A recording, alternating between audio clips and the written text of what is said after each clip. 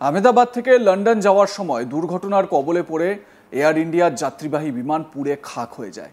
গুজরাতের প্রাক্তন মুখ্যমন্ত্রী বিজয় রূপানি ছিলেন সেই এয়ার ইন্ডিয়ার বিমানটিতে। তিনি লন্ডনে তার স্ত্রী অঞ্জলি রূপানি ও মেয়ের সঙ্গে দেখা করতে যাচ্ছিলেন, কিন্তু তার আগেই বিমান দুর্ঘটনায় সব শেষ হয়ে গেল। তবে বিজয় রূপানির চলে যাওয়ার পর থেকে একটা নাম্বার উঠে এসেছে, যে নাম্বার নতুন করে বিতর্কের জন্মও দিয়েছে। কি সেই নাম্বার, জানিয়ে এত বিতর্ক? আজকে সেই বিষয়টাই আপনাদের বলি। গুজরাতের প্রাক্তন মুখ্যমন্ত্রী বিজয় রূপানির তার গাড়ির যে নাম্বার, তার স্কুটির যে নাম্বার, সেই গাড়ি এবং স্কুটির নাম্বারের সঙ্গে এই যেদিন দুর্ঘটনা ঘটলো তার আশ্চর্য মিল। গাড়ির নাম্বার লাস্টে দেখুন 1206, মানে 1206, আর দেখুন স্কুটির নাম্বারটা, সেটাও শেষে 1206। ঘটনাচক্রে প্লেন দুর্ঘটনায় তার মৃত্যু হয়েছে এই 12ই জুন, মানে 1206। আমরা প্রত্যেকেই কোনো না কোনো সংখ্যা বা যে কোনো কিছুকে লাকি হিসেবে মানি, যেটাকে আমরা সৌভাগ্যের প্রতীক হিসেবে ধরি। যেমন অনেকে কোনো রঙকে লাকি বলে মনে করেন, কেউ আবার কোনো সংখ্যাকে লাকি বলে মানেন। এছাড়া আরও অনেকের অনেক কিছু রয়েছে যা কিনা তারা নিজেরা লাকি বলে মনে করেন, মানে সেগুলো যদি তারা পড়ে থাকেন বা সেগুলো যদি তারা মেনে চলেন তাহলে সব কিছু শুভ হবে। সেরকমই আহমেদাবাদে বিমান দুর্ঘটনায় মৃত গুজরাটের প্রাক্তন মুখ্যমন্ত্রী বিজয় রূপানিরও জীবনে একটা লাকি নাম্বার ছিল, যে সংখ্যাটাকে তিনি তার জীবনের সবচেয়ে লাকি নাম্বার বলে মনে করতেন। সেই লাকি নাম্বারটিই ছিল এই 1206, মানে 1206।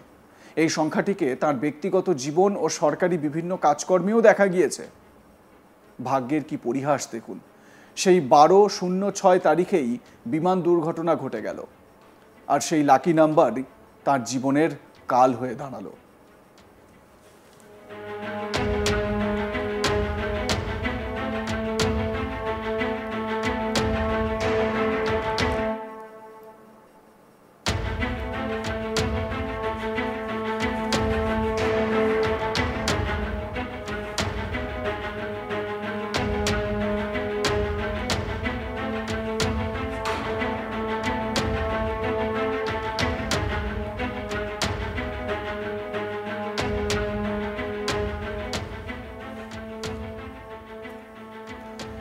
বিজয় রূপানির প্রথম যে স্কুটারটি ছিল, মানে যে প্রথম স্কুটারটি তিনি কিনেছিলেন, তার নাম্বার 1206। এরপরে যে গাড়িটি কেনেন তার নাম্বার প্লেটেও এই নাম্বারই ছিল, এমনকি বাড়িরও ঠিকানা পর্যন্ত 1206। মুখ্যমন্ত্রী হিসেবে তিনি যে গাড়িটি ব্যবহার করতেন তার নাম্বার প্লেটেও 1206 লেখা। আপনারা জেনে আরও আশ্চর্য হবেন যে তার যে ফোন নাম্বারটি ছিল তার শেষের 4 ডিজিট 1206। মিয়ানমারের কাঠের ব্যবসা থেকে শুরু করে গুজরাটের মুখ্যমন্ত্রীর চেয়ারে বসা পর্যন্ত সবেতেই 1206 কোনো না কোনোভাবে জড়িয়েছিল তার জীবন। আর এই 1206 নাম্বারই তার জীবনের শেষ দিন পর্যন্ত থেকে গেল।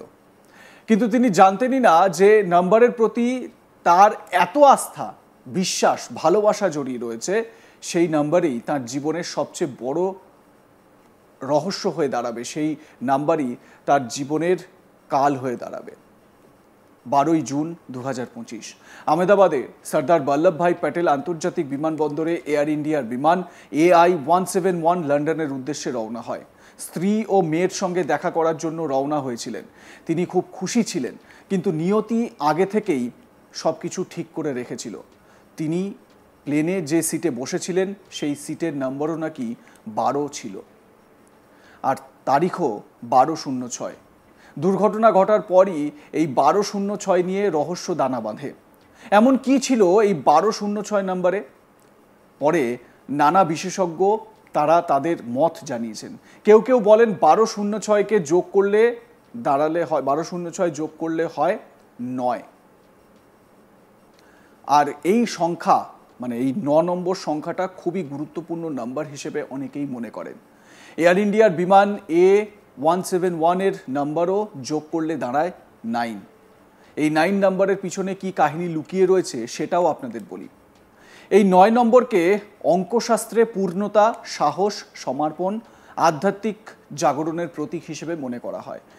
এটা নাকি মঙ্গল গ্রহের নাম্বার বলে ধরা হয়। অপরদিকে আবার 9কে ধ্বংসের নাম্বার হিসেবেও চিহ্নিত করা হয় বা মনে করা হয়। ধর্মের দিক থেকে দেখা হয় তাহলে যদি আমরা ধর্মের দিক থেকে দেখি তাহলে হিন্দু ধর্মে নবরাত্রির 9টি রাত হয়। যদি গ্রহের কথা বলি তাহলে সৌরজগতে 9টি গ্রহ রয়েছে।